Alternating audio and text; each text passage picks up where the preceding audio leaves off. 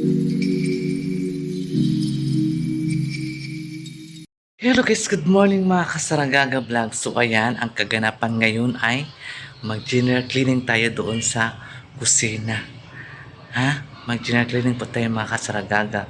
So ayan mga Kasaragaga, panoorin niyo sa Saragaga kung paano maglinis ng mga kasulok-sulukan.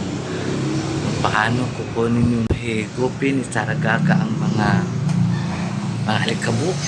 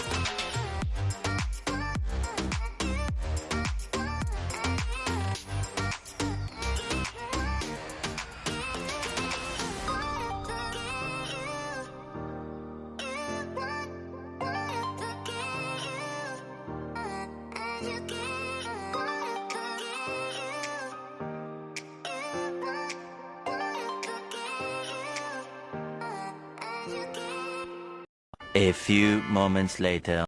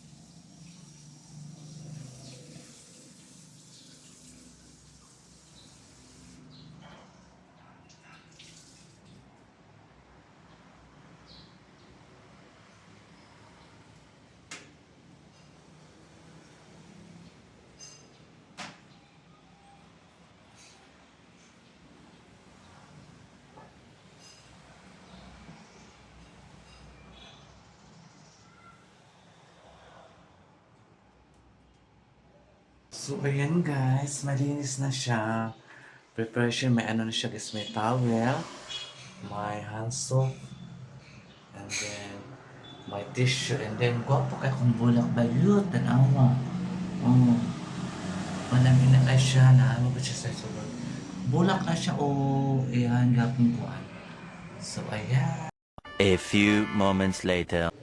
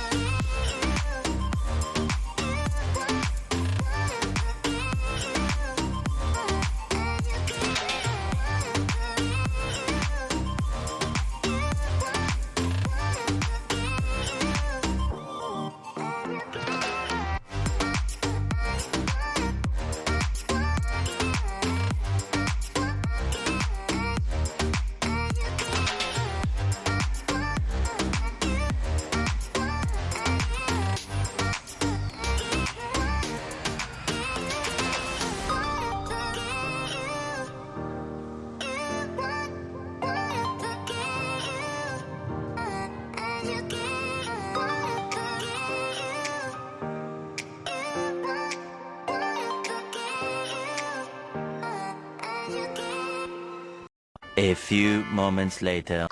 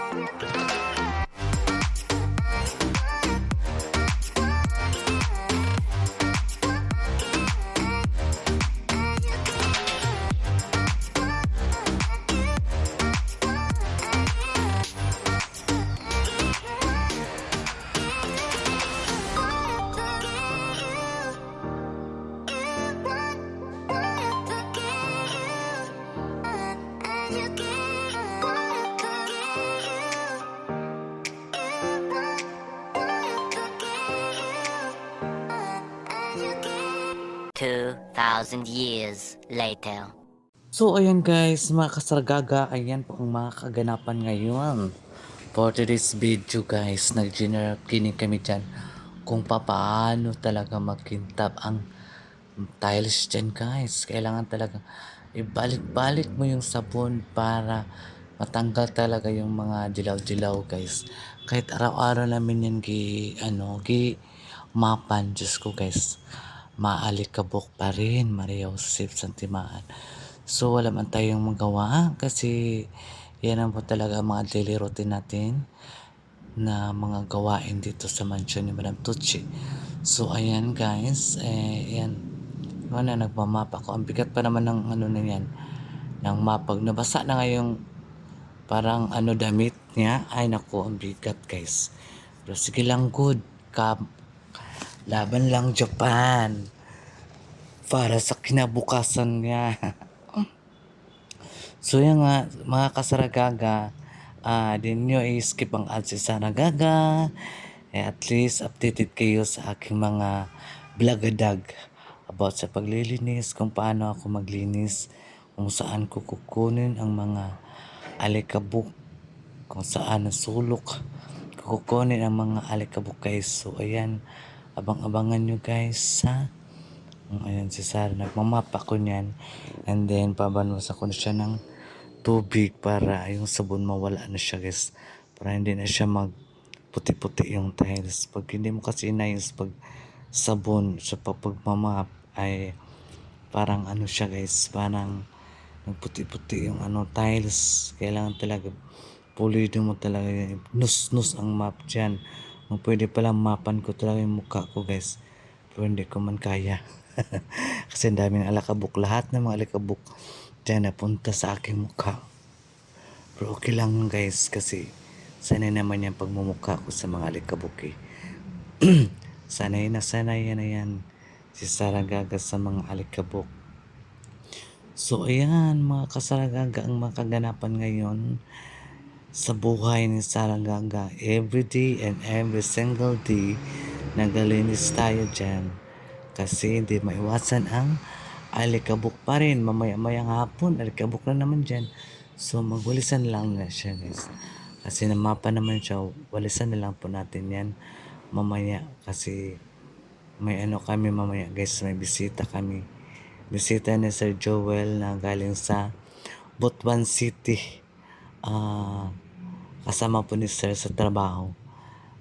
Mag-asawa po sila, guys. So, kaya very to the highest linis talaga kami. Mabisita mo sa wala. To the highest linis din kami guys. Kaya nagkataon na mayroong bisita. So, ayun nga, sinabi ko sa inyo yung una kong vlog na every week lang ako nagabanwas. Kasi ang tubig dito sa Davao guys, ang mahamahal. Diyos ko Maria. Kawawa naman yung magbayad. Kaya, ayun, every week na lang tayo. And then, mga so, ayan mga kasaragaga, kakatapos lang namin naglinis doon sa baba. Nagbanwas kami lahat doon. So, dito na tayo sa kwarto na kung saan natin i-arrange natin ang mga bedsheet. Kasi may parating na bisita. Galing po siya sa Butuan City. Isa po siya sa kasama ni Sir Joel. Ayan. Oh. Wow, ready na po yan guys. Ready na po ang higaan nila. Ganyan lang po talaga dito guys kung may mga bisita kami. Always kami prepare sa mga sa mga paglilinis, pag-arrange ng mga bedsheet. Oh, ayan, di ba? Oh, ma-arrange na siya. So, ready na guys. Ready na po ang lahat. Ready na. Ready na ang higaan. Ito po ay dalawa po sila mag-asawa.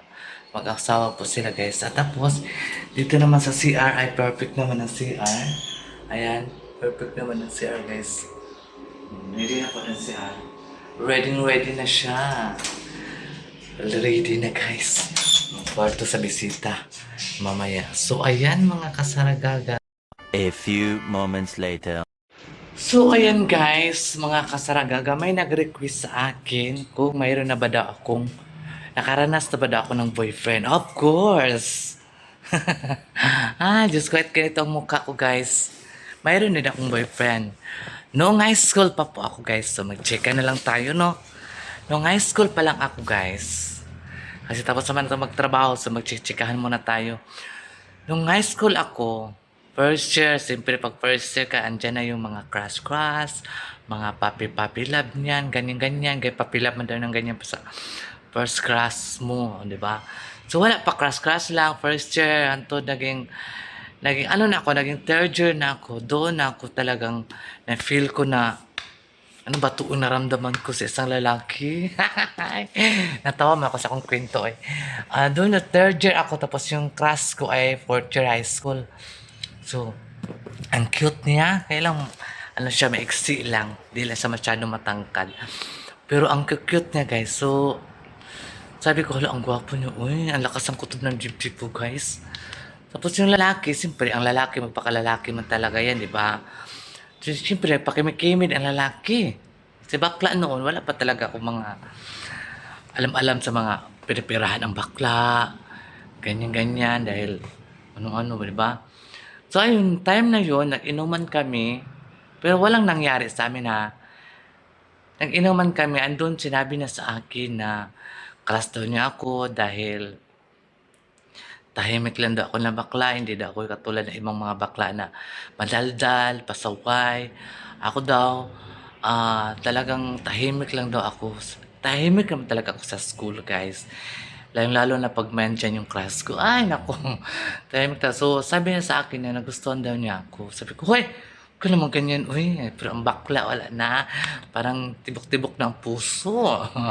Ganon-ganon. Sabi ko, huwag naman ganyan. Uy, wala na. Eh, siyempre, mag-graduate na siya. Fourth year high school. Tapos ako third year, mag-fourth year pa. So, yun, mag-graduate na siya. Tapos, ano na, hindi ko pa siya na ano, na hug o na ano, something. Prakatak, ano ba. So, ayun na. Pag-graduate nila, dili pa, may ano pa man, may GS prom. May GS prom pa man yun. Yung pag-GS prom namin, third year man kami, tapos sila ang fourth year. Ayun, nag-inom-inuman kami. Ayun na, sinabi ko na sa kanya dahil sinabi ko sa kanya na crush din kita kaya lang baka hindi mo gusto dahil pareho tang lalaki pero iba yung naramdaman ko. Iba ang puso ko, pusong babae ako pero sa pang-anyo, palabas na anyo, itsura ko ay isang lalaki. Pero nasa loob po guys ay babae. Sabi ko sa kanya, sabi niya, wala namang mali doon kung may in love ka sa akin.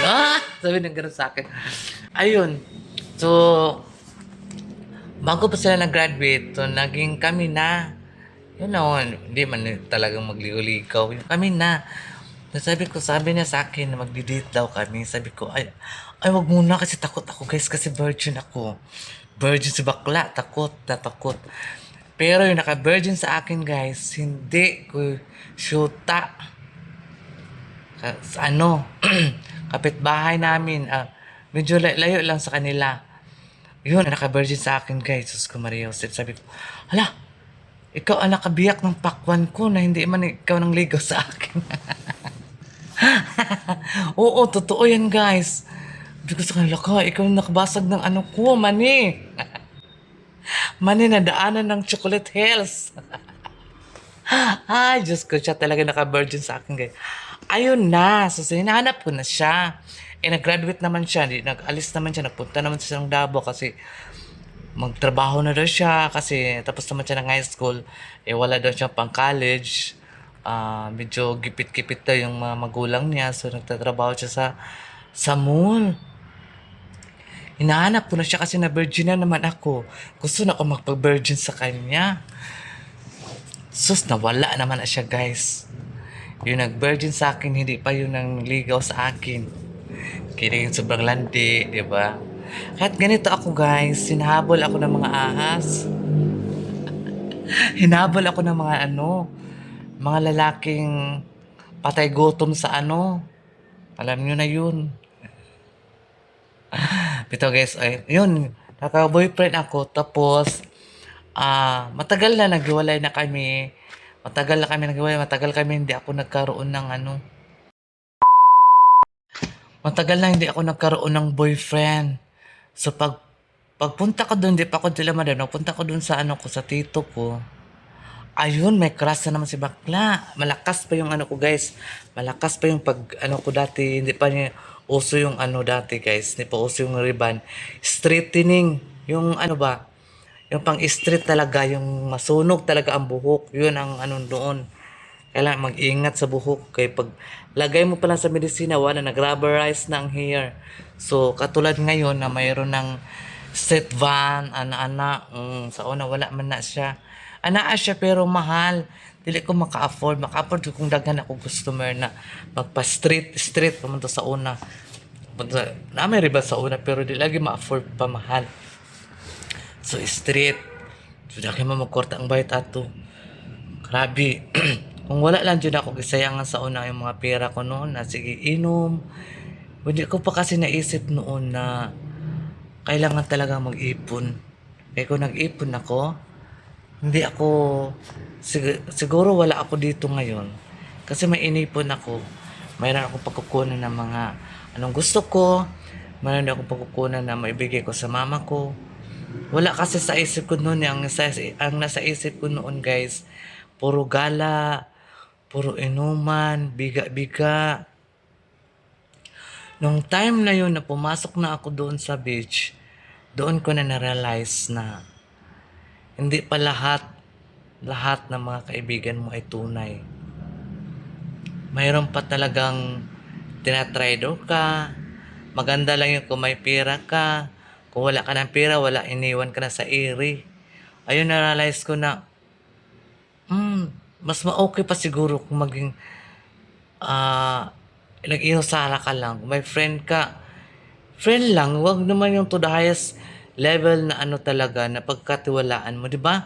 Ang hirap ngayon magtiwala sa isang tao. Kahit tunay mo pa na yung best friend, kahit ang best friend ko lang ngayon, si Madam Tutsi, si Sir, yung mga kasama ko dito, hindi. Yung mama ko, best friend ko. Hindi na kasi natin alam, di ba? Maganda lang sa harap, pag nakatalikod ka doon na babanatan ka na kung ano yung mga mali mo, kung ano yung nasabi mo, isabi ni sa iba, ano yung nagkalat na, nagkagulo-gulo na. Yun ang ayaw ko kasi. Ayaw ko nang nagkagulo-gulo. Gulo-gulo ng mukha ko, nagkagulo-gulo pa, na. Bitaw guys, ayun na, pagdating ko dito ila Madam Tucci, nagka-boyfriend ako ng tricycle driver. May asawa siya pero hiwalay sila. Tricycle driver, napakabait din guys. Talagang para akong tunay na babae. Kahit saan ako magpunta siya. Nagulat na si Sir, no? Kung sino daw yung lalaki pumasok. Kasi nagpunta kami sa farm. Doon kami natulog kasi may bisita. Nagpunta man na siya doon guys. Kasi may motor man siya. Nagulat si Sir na sabi niya kay Madam na, mahal. Sino yung kasama ni Sarah na lalaki? Di lumabas si Madam. Sabi ni Madam, boyfriend man yan na mahal. Hayaan mo na yan si Sarah mahal.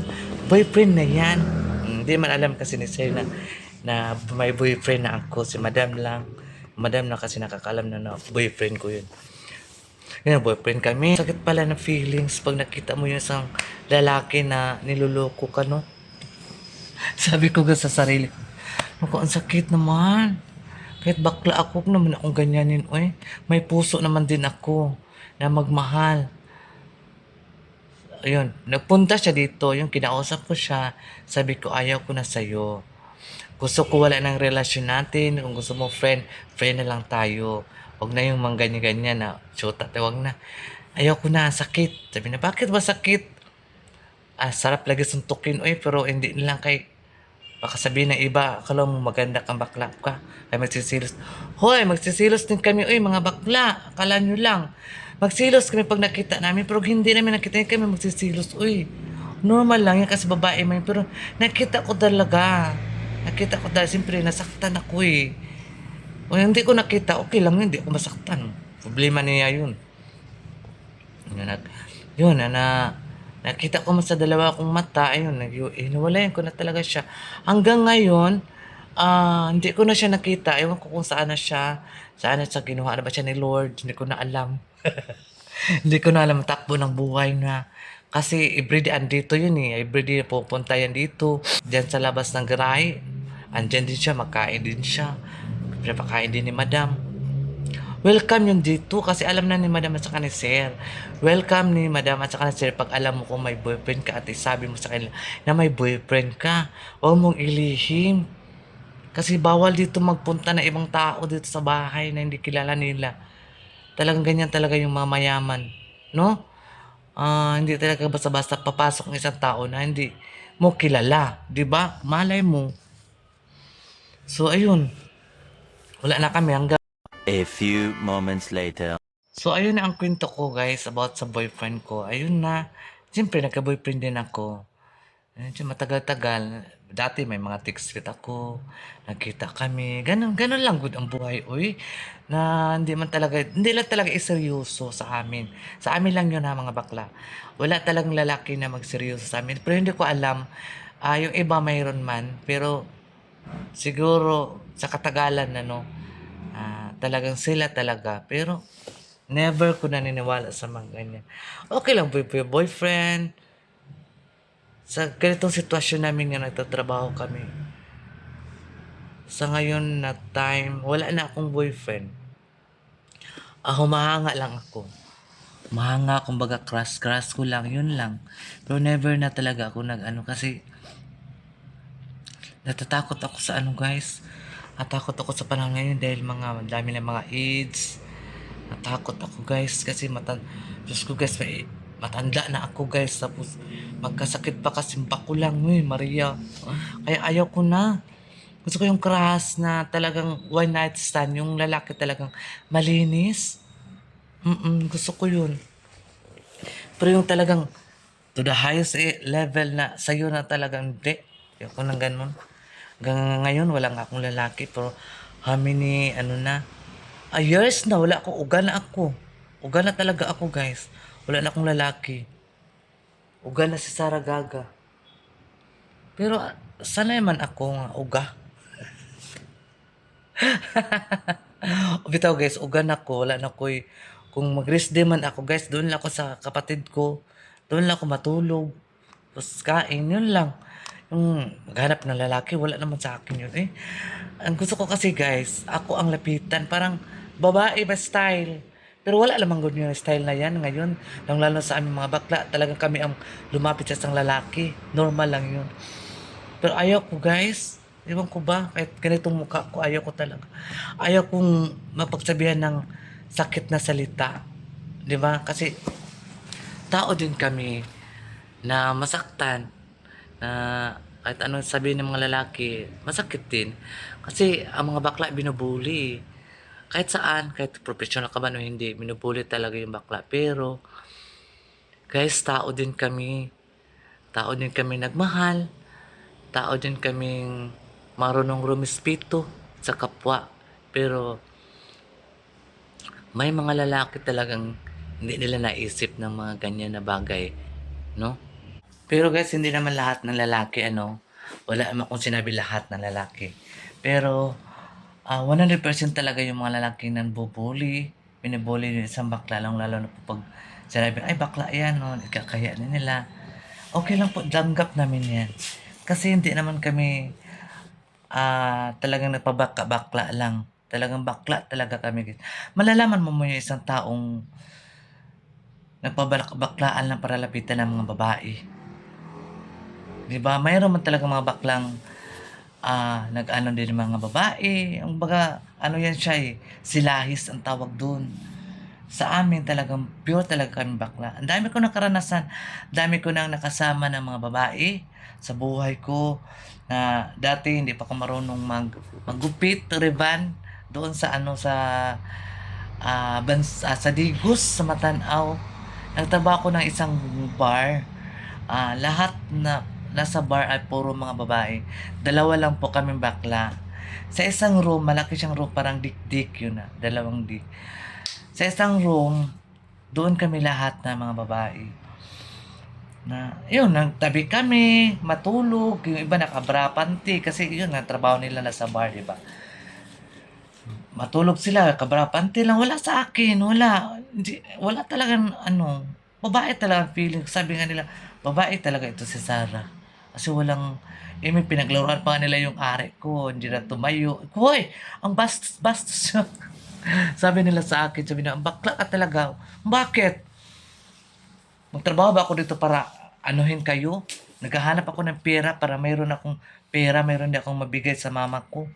Sabi ko ganun, hindi pa man ako marunong noon mag ano guys, mag gupit-gupit sa buhok ba. Yun, pumasok ako and then pumasok din ako ng parlor, bali assistant. Doon ko na natuto dahil ayun, pinilagay ko talaga sa utak kung ano ang dapat gawin, ganito ganyan, first step by step, di ba? 2,000 years later. So ayan guys, natapos na rin ang kwento ng buhay ni Sarah about sa boyfriend o love life niya. Ngayon, single na si Sarah. Wala na po akong boyfriend kasi takot na akong maging boyfriend, takot akong masaktan. Ayun. So ayun guys, mga kasaragaga, thank you so much sa inyong lahat. Maraming salamat po sa iyong pagmamahal kay Sarah Gaga. Ayan, ang inaano ko lang sa inyo guys, please don't skip ahead ni Sarah and paki-like and share. Ayan, and subscribe. So, kung gusto niyo manoorin ng mga video ni Sarah about sa akong life, about sa akong mga work, kung paano ko ginagawa yung mga gawain, ayun, so, tingnan nyo. Kung hindi, okay lang po, skip nyo lang. No? Yun lang, mamadali lang man, hindi man ako gano'n na, ganito, ganyan, hindi man ako gano'n. Yun lang, kung gusto nyo, why not, di ba?